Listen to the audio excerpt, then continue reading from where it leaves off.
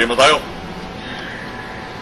Mga kaibigan, ito po si Paring Ray ng FMTV. Pansamantala po natin pinubutol ang programang ito sapagkat meron mong iuulat na napaka-importanteng balita.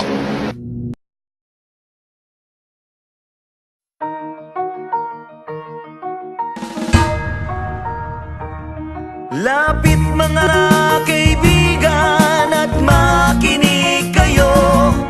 Ako'y may dala-dalang balita galing sa bayan ko. Nais kong ipamahagi ang mga kwento at mga pangyayaring nagaganap sa lupang pinangako.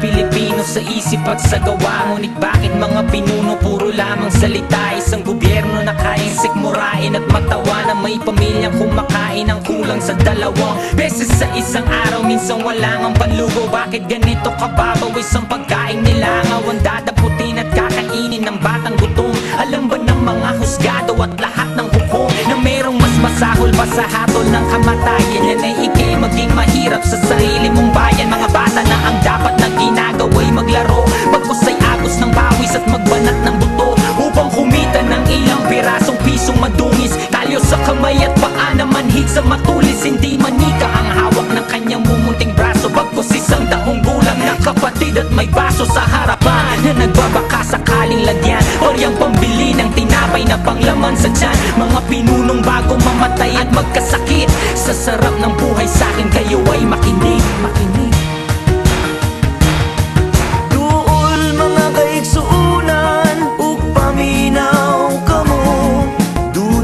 Dala nga mga balita gikan sa banwa ko.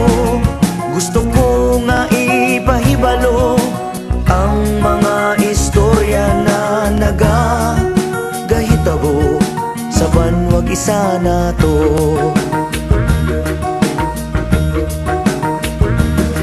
Mga bakal na dumudura ng apoy at ng tingga, tangan-tangan at balot ng kasuotang pandigma. Bakit di mapagtugma ang mayaman at tukha? Sa pananaw ang kapalit ay hapis at pagluluksa. Pare-parehong sundalo, Muslim o Kristiyano, ilan man ang masawi, di mo alam sinong panalo. Walang panalo dahil sa huli tayo ang talo. Pinoy ang nasa loob ng ataol na sinarado. Yan ba talaga ang sumpa dito sa lupang pinangako? Respeto at pagmamahalan ay pilit na tinatago. Lawing hindi makadapo, may pakpak na limitado at nakakulong sa seldang may walang susing kandado. Kailan kaya matatapos ang pag-agos ng dugo at ang kapayapa ay mahawakan ng buong buo? Yan ba ang kwento o tanong na pilit na humahawi sa bawat taong bahagi ng watawat na hinabi? Duol mga kaigsuunan ug paminaw kamo. Doon ako'y dala nga mga balita gikan sa banwa ko. Gusto ko nga ipahibalo ang mga istorya na nagagahitabo sa banwag isa na to.